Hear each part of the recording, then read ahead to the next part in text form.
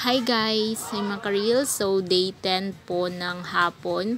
So sa buong araw, mahirap po yung ginawa nila. Yan, naglagay po sila ng tubig dyan para yung lupa is matibay or para tumigis po yung lupa at hindi po yung yan.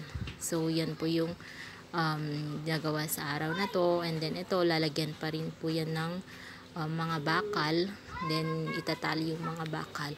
Kulang pa po yung bakal niyan, so yan po yung gagawin nila tomorrow, pero hindi pa po sila mag-flooring tomorrow. Ayan, so mga Saturday na po yata sila mag-flooring, so medyo matrabaho po yung pag-flooring.